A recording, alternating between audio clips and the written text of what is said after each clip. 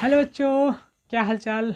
I hope आप लोग अच्छे होंगे and once again we are welcome back to back your beautiful से चैनल ई प्लानट 2.0। बच्चों, जैसा कि आप लोग से प्रॉमिस किया गया था और वो प्रॉमिस यहाँ पर निभाया भी जाता है कि 6, 7, 8 के मैथमेटिक्स के सारे सोल्यूशन यहाँ पे प्रोवाइड किए जाएंगे और एक एक एक्सरसाइज वाइज प्रोवाइड किया जा रहा है। तो आप लोग कंटिन्यू वीडियो में बने रहिए। और आज के इस वीडियो में हम लोग क्लास 6 के सेकेंड चैप्टर पढ़ने वाले हैं और second chapter that is whole numbers. तो सबसे पहले बात होती है कि संख्याएं शुरू कहाँ से होती है। तो संख्याएं शुरू होती है ये बहुत ही पुराने समय से, जब हम लोग किसी वस्तु को देखते थे तो उसको गिनने का प्रयास करते थे, 1, 2, 3, 4, 5। तो वहाँ से शुरू हुई हमारी नेचुरल नंबर यानी प्राकृतिक संख्याएं।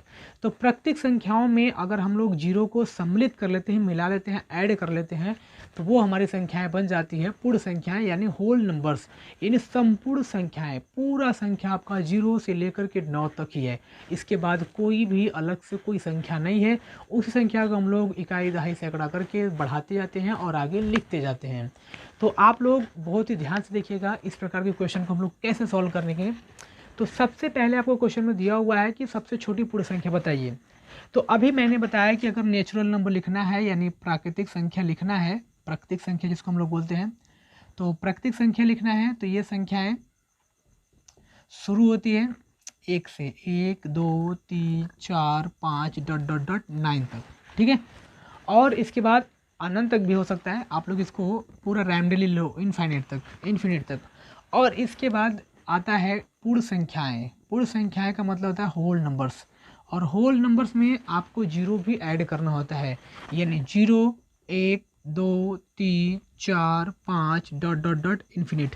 तो ये आपके होल नंबर्स बन जाते हैं। यानी नेचुरल नंबर प्राकृतिक संख्या ही आपका पूर्ण संख्या कहलाएगा जब उसमें जीरो हम लोग ऐड कर देंगे। क्लियर हो गया? Very good. चलिए, तो पहला क्वेश्चन आपका है कि सबसे छोटी पूर्ण संख्या कौन है बताइए। तो सबसे छोटी पूर्ण संख्या अगर हम लोग बात करें तो 0 है, क्योंकि 0 से पहले तो कोई आता ही नहीं है, 0 से छोटा कोई है ही नहीं। तो सबसे छोटी पूर्ण संख्या 0 है। क्या है? 0 है। तो इसको हम लोग लिखेंगे 0 है या 0 है। क्लियर हो गया? दूसरा क्वेश्चन है, संख्या रेखा पर निम्नांकित पूर्ण संख्याएं को अंकित कीजिए। नंबर ऑफ लाइन पे शो करना है। तो नंबर ऑफ लाइन पे शो करने के लिए इस प्रकार से हम एक नंबर ऑफ लाइन खींचते हैं, ठीक है, नंबर ऑफ लाइन। और यहाँ पर पॉइंट का नाम देते हैं ए, और ये पॉइंट क्या है, मूविंग कर रहा है, गति कर रहा है, ठीक है, उस साइड जा रहा है, तो ये पॉइंट का नाम हम लोग दे देते हैं बी। और इसके बीच में हमको नंबर को ऐड करना है, अंकित करना है, ठीक है। तो अगर अंकित करना है तो इसका कोई रोल है ही नहीं, ए और बी मत दो, यहाँ पे लिख दो 0, ठीक है। और 1, 2, 3, 4, 5, 6, 7। आपको कहा गया कि 0 से लेकर के 1, 2, 3, 4, 5 तक। तो आप लोग 0 से यानी यहाँ से बस 5 तक, ठीक है। इसको आप लोग थोड़ा सा लाइन को हेडलाइन बना दो, ठीक है, 5 तक। ये हम लोगों ने नंबर को संख्या रेखा पर अंकित कर दिया है 0 से लेकर के 5 तक। तो तीसरा क्वेश्चन आ जाता है। तीसरा क्वेश्चन, 3 क्रमागत पूर्ण संख्याओं में पहली तीसरी का योगफल 28 है, तो संख्याएं ज्ञात कीजिए। बहुत ही अच्छा प्रश्न है। आपसे कहा गया है कि 3 क्रमागत पूर्ण संख्याओं में अगर कोई 3 संख्याएं लगातार हो यानी क्रम से आए, तो पहली और तीसरी का योगफल 28 है, तो दूसरी संख्या बताइए या फिर तीनों संख्याओं को बताइए। तो अगर हम लोग सपोज कर लेते हैं, ठीक है, मैं इसको थोड़ा सा इरेज कर लेता हूँ, और इरेज करने के बाद इसको हम लोग सॉल्व करेंगे बहुत ही इजी वे में। तो ये आपका क्वेश्चन कह रहा है कि 3 क्रमागत पूर्ण संख्या है। तो अगर हम लोग सपोज करें कि पहली क्रमागत पूर्ण संख्या, ठीक है, क्रमागत पूर्ण संख्या, तो पहली क्रमागत पूर्ण संख्या हमारा x हो जाएगा। क्लियर हो गया? और दूसरी क्या हो जाएगी? दूसरी क्रमागत x + 1 हो जाएगी। तीसरी हो जाएगी x + 2 हो जाएगा, ठीक है। और इसमें कहा गया कि पहली और तीसरी का योगफल 28 है, यानी पहली संख्या को प्रश्नानुसार लिखेंगे, ठीक है, प्रश्नानुसार पहली और तीसरी। तो पहली संख्या x है और तीसरी संख्या है x + 2, इन दोनों का योगफल है 28 है, ठीक है। अब इन दोनों को सॉल्व करेंगे तो x की वैल्यू आ जाएगी, x मिलकर के 2x + 2 = 28। अब 2x है और 2 को उधर भेजेंगे तो माइनस हो जाएगा 26, और x की वैल्यू भाग दे देंगे तो आ जाएगा 13। यक्स की वैल्यू आ गया है 13, यानी यहाँ से हम लोगों को मालूम हो चुका है कि पहला संख्या जो है वो आया हुआ है 13, दूसरी संख्या आया हुआ है 14 और तीसरी संख्या आया हुआ है 15, यानी 13, 14, 15 ये 3 संख्याएं हैं। क्लियर हो गया बेटा? आपको अगर आंसर में लिखने हैं तो 13, 14 और 15 इन 3 संख्याओं को लिख देंगे। तो पहली क्रमागत संख्या है 13, दूसरी 14 और तीसरी 15। क्लियर हो गया? गुड। इसके बाद हम चलते हैं क्वेश्चन नंबर 4 पे।